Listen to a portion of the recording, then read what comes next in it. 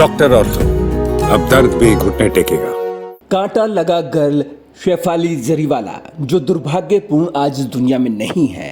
हिंदू धर्म से ताल्लुक रखने वाली शेफाली जरीवाला का निधन 27 जून को दिल का दौरा पड़ने से हो गया था और 28 जून को उनका हिंदू रीति रिवाज से अंतिम संस्कार कर दिया गया।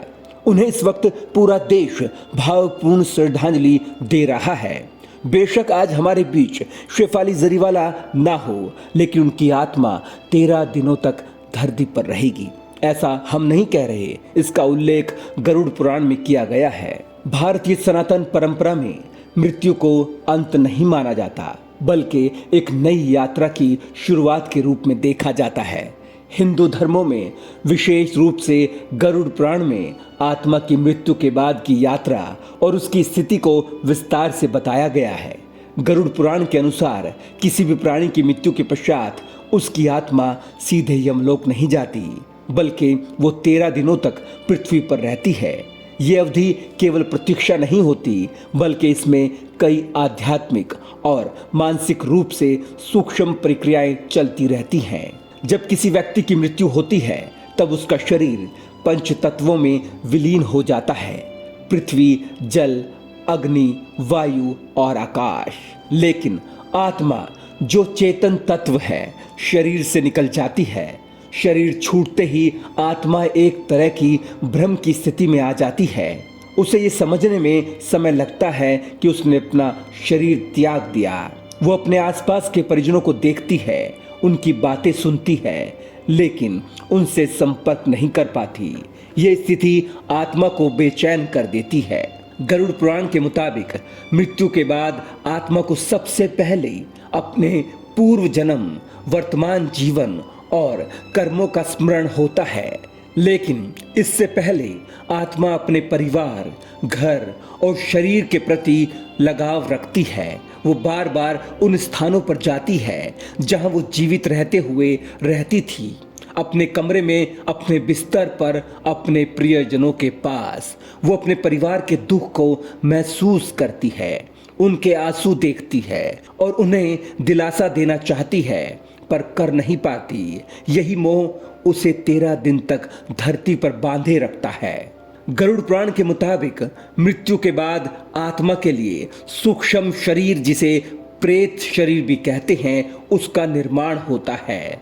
ये शरीर यमलोक की यात्रा के लिए जरूरी है, क्योंकि शरीर अब विद्यमान नहीं रहता। ये निर्माण एक विशेष प्रक्रिया से गुजरता है जो 13 दिनों में पूरी होती है। पहले 9 दिन परिजनों द्वारा किए गए पिंडदान से आत्मा को धीरे धीरे एक सूक्ष्म शरीर प्राप्त होता है।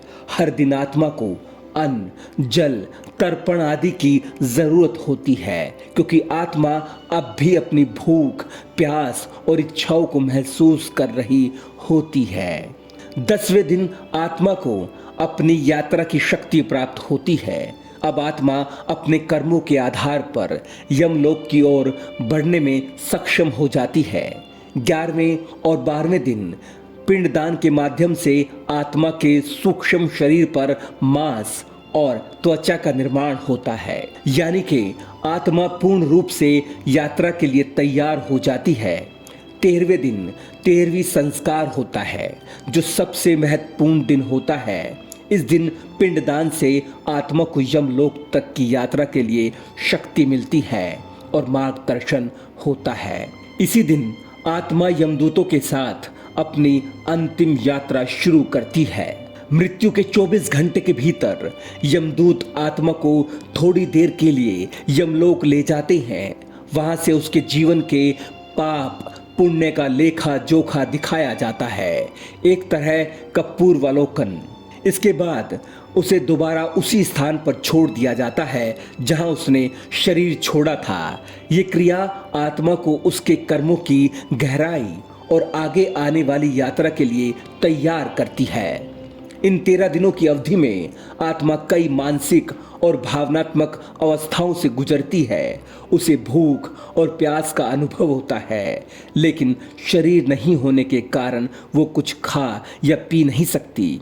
इसी कारण परिजनों द्वारा किए गए श्राद्ध कर्म, पिंडदान, तर्पण और ब्राह्मण भोज बहुत महत्वपूर्ण हो जाते हैं। ये कर्म आत्मा को तृप्ति प्रदान करते हैं, जिससे उसे प्रेत योनि से मुक्ति मिलती है और वो यमलोक की यात्रा के लिए बलवान होती है।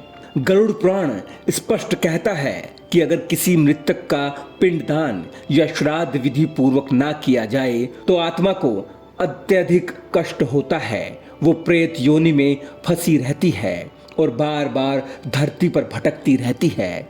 ऐसा माना जाता है कि आत्मा अगर 13वें दिन तक तृप्त नहीं होती तो यमदूत उसे बलपूर्वक घसीटते हुए यमलोक ले जाते हैं। ये यात्रा अत्यंत पीड़ादायक होती है और आत्मा को उस अवस्था में यमलोक तक जाना पड़ता है जिसमें वो अशांत और अधूरी होती है। देश भर में श्राद्ध को अत्यंत धार्मिक और भावनात्मक प्रक्रिया माना जाता है। इसके द्वारा परिजन अपने दिवंगत पूर्वजों की आत्मा की तृप्ति और सद्गति की कामना करते हैं। इन कर्मों के माध्यम से आत्मा को शांति मिलती है और वो यमलोक की यात्रा सही मार्ग से कर पाती है। ब्राह्मण भोज, गाय को अन्न देना, दान पुण्य करना और पुरोहितों से विधिवत पूजा कराना, ये सभी विधियां आत्मा को मुक्त कराने में सहायक होती है। गरुड़ पुराण के अनुसार मृत्यु केवल शरीर का अंत है, आत्मा का नहीं। आत्मा की मृत्यु के बाद की यात्रा एक अत्यंत संवेदनशील, भावनात्मक और आध्यात्मिक प्रक्रिया है।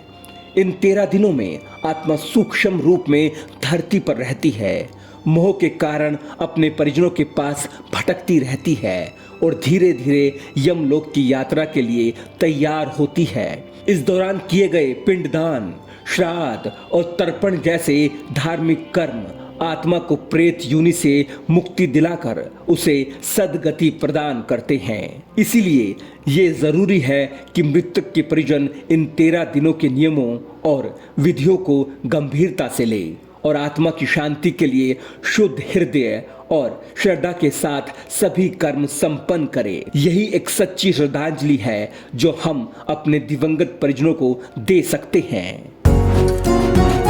डॉक्टर ऑर्थो, अब दर्द भी घुटने टेकेगा।